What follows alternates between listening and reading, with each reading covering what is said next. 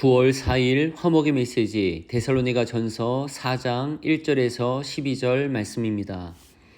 그러므로 형제들아 우리가 끝으로 주 예수 안에서 너희에게 구하고 권면하노니 너희가 마땅히 어떻게 행하며 하나님을 기쁘시게 할 수 있는지를 우리에게 배웠으니 곧 너희가 행하는 바라 더욱 많이 힘쓰라.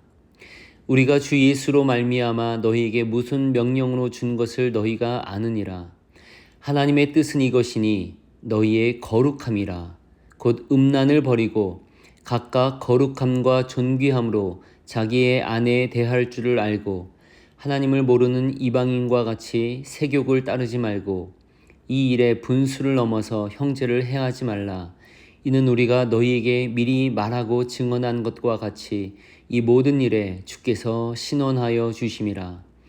하나님이 우리를 부르심은 부정하게 하심이 아니요 거룩하게 하심이니 그러므로 저버리는 자는 사람을 저버림이 아니요 너희에게 그의 성령을 주신 하나님을 저버림이니라. 형제 사랑에 관하여는 너희에게 쓸 것이 없음은 너희들 자신이 하나님의 가르치심을 받아 서로 사랑함이라. 너희가 온 마게도냐 모든 형제에 대하여 과연 이것을 행하도다. 형제들아 권하노니 더욱 그렇게 행하고 또 너희에게 명한 것 같이 조용히 자기 일을 하고 너희 손으로 일하기를 힘쓰라. 이는 외인에 대하여 단정히 행하고 또한 아무 궁핍함이 없게 하려 함이라. 아멘.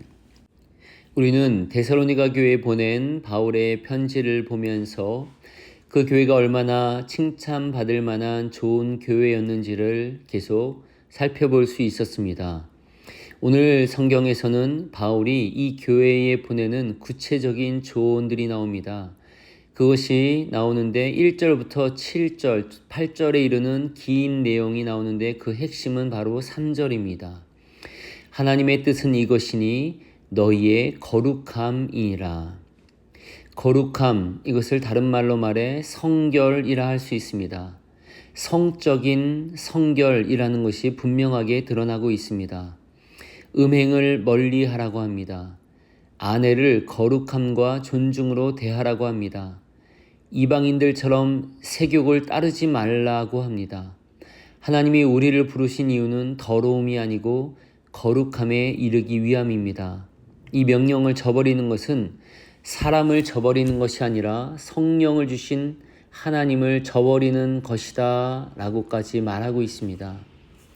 우리는 앞선 글들에서 이 데살로니가 교회 성도들에 대한 바울의 극찬을 여러 번 들었습니다. 그런데 정작 그들에게 진지하게 조언해 주는 것이 성적인 순결이라니 의아한 생각이 한편 듭니다. 이 부분은 잠시 뒤에 계속 살펴보겠습니다.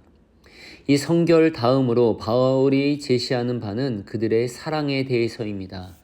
9절과 10절에 보면 그들이 교우들에 대해 사랑하고 있는 바에 대해서는 쓸 것이 없다고 합니다. 왜냐하면 충분히 잘하고 있기 때문입니다. 서로 사랑하라 라는 명령을 하나님께 받았고 그들은 참 잘 지키고 실제로 행했던 것입니다. 그렇기 때문에 그들에 대한 소문이 데살로니가 온 지역뿐 아니라 온 마게도니아 지역에 퍼졌습니다. 바울은 이제 그들을 격려하면서 그저 더욱더 그렇게 하십시오 라고 권면하고 있습니다. 교우들을 사랑하고 섬기는 점에 대해서는 우리 에리자베스 교회 성도님들도 또한 비슷하지 않을까 싶습니다. 바울 사도께서 우리 교회를 보신다면 이 점에 대해서 아마 동일하게 칭찬하고 격려하지 않을까 싶습니다. 저는 그렇게 확신합니다. 바울 사도는 이렇게 한마디 하실 겁니다. 더욱더 그렇게 하십시오. 마지막 11절 12절에서는 조용하게 살며 자기 일에 전념하며 자기 손으로 일하라 권면합니다. 바깥 사람에 대해 품위 있게 대하고 신세지지 말라고 말하고 있습니다. 이 내용들은 지난 주일에 에베소서 4장에서 본 말씀과도 일맥상통합니다. 도둑질하지 말고 자기 손으로 일하고 다른 일을 도우라고 한 말씀과 같습니다. 더러운 말, 분노, 격노, 격정, 고함 따위는 악의와 함께 내버리라고 에베소서에서 말했습니다. 품위 있게 하라고 단정히 행하라는 오늘의 말씀과도 일치합니다. 이처럼 그리스도인은 삶에서 말과 행동으로 품위가 있어야 합니다. 이제 앞에서 성결하라 하신 말씀을 다시 한번 생각해 봅니다. 그 교회의 성도들은 믿음과 사랑이 훌륭했기에 여러 지역까지 소문이 나 있습니다. 그런데 바울이 정작 조언하고 있는 것은 성적인 성결함을 다루는 겁니다. 무슨 의미 있습니까? 그 교회 안에 성적인 성결에 대한 오해와 문제가 많이 있었다는 것을 알 수 있습니다. 아무 문제가 없는데 바울이 지적하거나 특히 이렇게 길게 지적하는 일은 없습니다. 만약 우리 교회에 또 우리 바로 주변에 음행을 하고 간음하는 사람이 있다고 생각해 봅시다. 우리는 그걸 보면서 교회가 훌륭하다고 칭찬할 수 있겠습니까? 어쩌면 한 사람의 음행만 드러나도 우리는 경악하고 또 그것이 소문이 나고 교회 전체 분위기가 침울해질 것입니다. 맞습니다. 악에 대해서는 예민하게 반응하고 단호하게 대처해야 합니다. 그런데 동시에 바울이 취한 행동에서도 배울 점이 있습니다. 당시의 음행은 많은 이들에게 퍼진 관행이었을 것입니다. 특히 데살로니가 지역에는 여러 곳에서 온 다양한 우상들이 있었고 그 우상 숭배를 했으며 또 대부분의 우상의 제사에서는 성적인 그러한 행동들이 포함되어 있었습니다. 하나님이 없는 곳에서는 이런 성적인 음란, 방탕함이 당연하게 여겨졌습니다. 지금 시대뿐 아니라 벌써 그 시대에도 음행은 널리 퍼져 있었던 것입니다. 이 교회의 사람들 중 많은 이들이 대부분 하나님을 처음 믿은 이들이기 때문에 그 음행에 익숙해져 있었을 것입니다. 바울 사도는 이 점을 분명하게 또 단호하게 선명하게 그러면서도 길고 자세하게 지적하고 있습니다. 이 서신뿐만 아니라 고린도서에서도 마찬가지이고 우리가 보고 있는 에베소서에서도 마찬가지입니다. 그럼 바울은 이렇게 성도들 중 많은 이들이 음행에 여전히 빠져 있다는 것을 알면서도 앞부분에서 이 서신 앞부분에서 이토록 교회를 칭찬했다는 말입니다. 어떻게 왜 그럴 수 있을까요? 여기서 우리는 바울 사도의 모습을 보며 그의 지혜를 배울 수 있습니다. 또 넓은 마음도 배울 수 있습니다. 그는 일부 성도들 혹은 만연해 있는 여러 성도들의 그러한 잘못이 있다는 것을 틀림없이 알고 있으면서도 그들의 그 복음을 향한 노력을 칭찬하였던 것입니다. 그들의 믿음의 행위, 사랑의 수고, 소망의 인내를 보고 그것을 높이 평가하고 칭찬했습니다.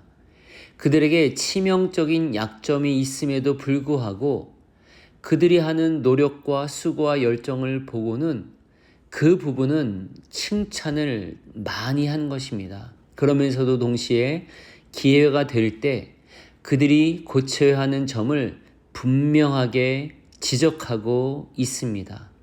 데살로니가 서신을 쓰게 된 중요한 목적 중 하나는 바로 이렇게 그들의 성적 순결함에 대해서 지적하고 가르쳐주고 고쳐주기 위함이었습니다. 즉 그들의 약점을 외면하거나 부인하지 않고 직면하고 있는 것입니다. 바울은 즉 그들의 모습을 보며 그저 좌절하지도 않았고 또는 그저 만족하고 있지 않습니다. 그들의 모습을 칭찬하며 한편 그들의 모습을 지적하고 있습니다. 우리는 오늘 말씀에서 그런 점을 배울 수 있습니다. 우리 성도들을 보며 그저 만족하지 말아야 합니다. 또 혹은 그저 좌절하지도 말아야 합니다. 성도들의 약점, 치명적 약점 하나를 보며 그것이 치명적이기에 그것으로 그의 삶 전체를 부정하지도 말아야 합니다. 그럼에도 불구하고 그들의 믿음에 대한 열정이 있다면 그 점을 높이 평가해 줄 필요 또한 있는 것입니다. 그래야 그들이 살아나기 때문입니다. 그래야 그들이 성장하기 때문입니다. 우리 모두 역시 부족한 점이 있습니다. 신앙생활을 오래 했음에도 그렇습니다. 그러나 그런 우리를 격려해 준 사람들이 있기에 그나마 이 모습까지 성장할 수 있었습니다. 물론 때때로 그 약점을 직면할 수 있도록 돕고 진심 어린 마음으로 조언하고 이끌어준 또 기도해준 이들이 필요했습니다. 즉 우리의 약점과 강점 모두를 받아주는 이들이 있을 때 우리는 성장했습니다. 그런 말이 있습니다. 하나님도 심판을 최종 날까지 미루시는데 왜 우리는 서로를 신랄하게 평가하는가? 이제 우리도 공동체를 기억할 때 성도들에게 만족하지도 좌절하지도 맙시다.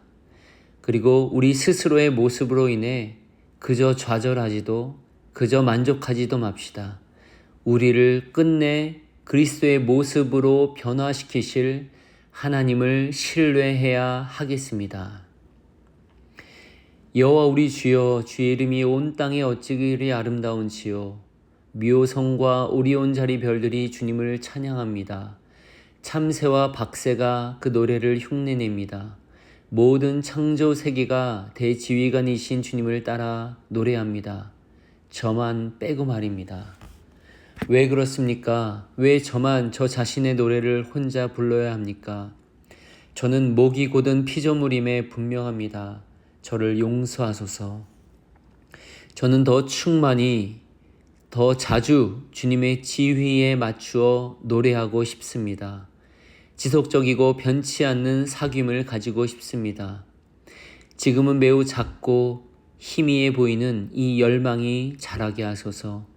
그리하여 언젠가 시냇가에 심은 나무가 시절을 쫓아 과실을 맺으며 그 잎사귀가 마르지 아니함 같으니 그 행사가 다 형통하리로다 라는 말씀이 제게도 이루어지게 하소서. 아멘.